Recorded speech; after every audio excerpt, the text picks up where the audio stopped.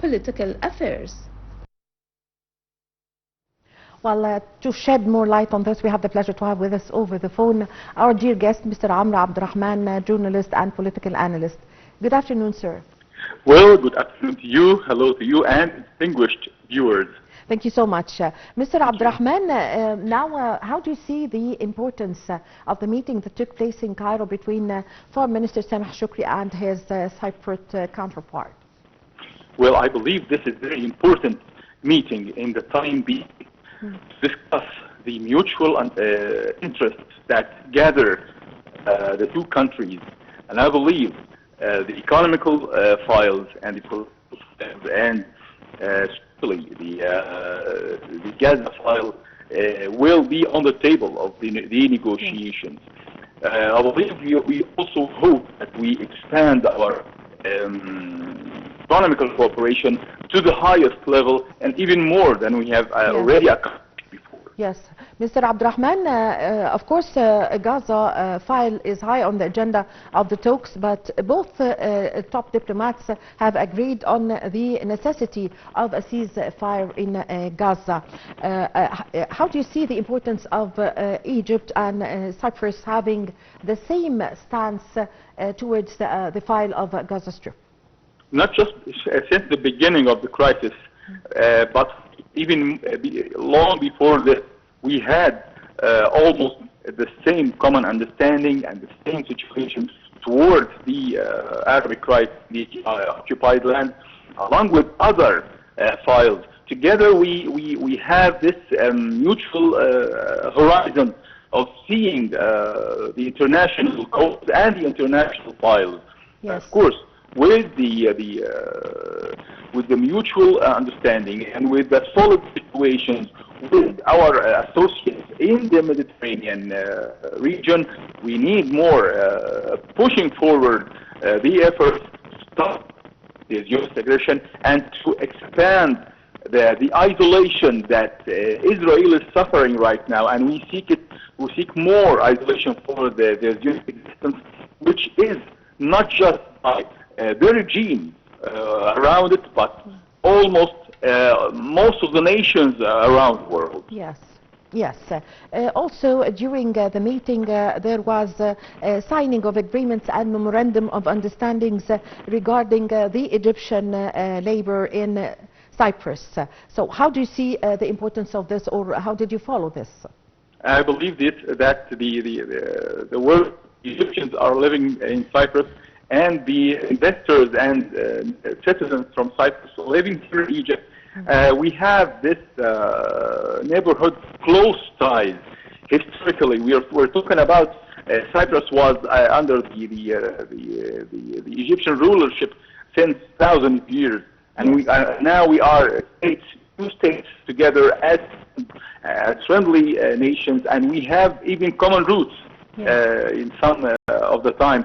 We also need to expand the investment coming from Cyprus, as well as we have our own mega projects that we share together with our partners in Cyprus.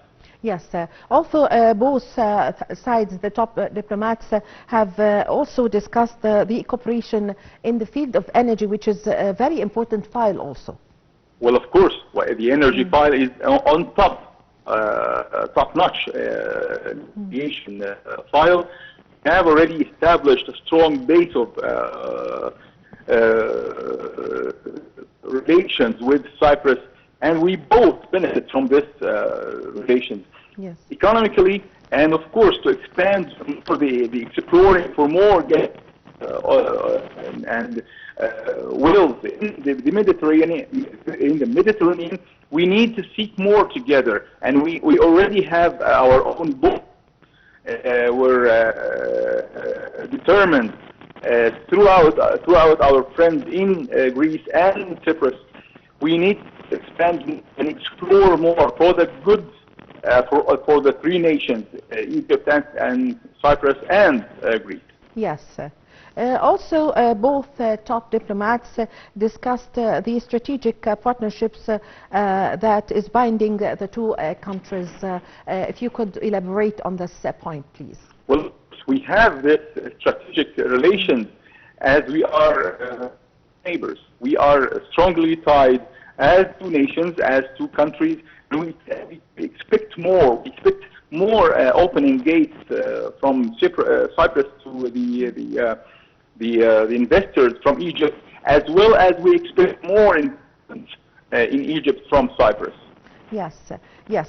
So both top diplomats also tackled the means of reaching, of course, the ceasefire and also containing the humanitarian crisis in Gaza Strip, and rejected completely the forced displacement of Palestinians. So after this meeting between these top diplomats, how do you see when Egypt and Cyprus is pressing on the important points for a ceasefire and the reach of or containing the situation and reaching the humanitarian aid to the Gaza Strip, the importance of this?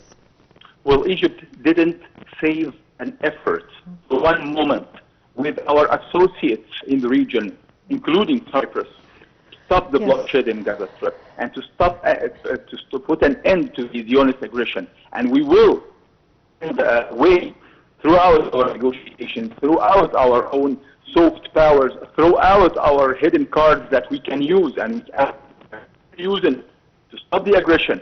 And Israel will pay for each and every crime it committed against the Arabs in the occupied land. Yes. Also, we cannot forget that Egypt have recently joined South Africa in its genocide case against Israel. This is a very important step, and a step that showed the world that Africa, led by Egypt and associated with South Africa, we can stand together, and which other countries, by the way, joined the same case in the Court of Law, International Court of Law. We also, I like to remind the dear that the American initiative to stop the war in Gaza Strip is based basically on the Egyptian point. The same, almost the same point that the Egyptian initiative was created and delivered to the negotiators' part in Washington and in Qatar and in other countries concerning and stop the bloodshed finally. Yes.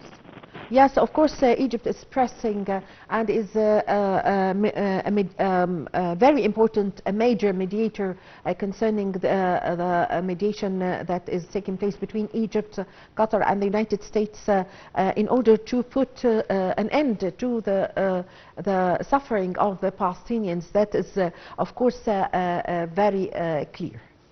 Well, of course, I believe until now, and I believe if this war lasts for another year, Israel can never achieve victory, despite the huge loss that the Arabs, the occupied lands, are suffering death, suffering high toll of death, suffering being thrown away from their own homeland. Yes. Finally, yes. Israel will never achieve a victory. Yes, I thank you very much for your time. Thank you for your valuable information, Mr. Abdel Rahman, journalist and political analyst. Thank you very much for joining us over the phone. Ladies and gentlemen,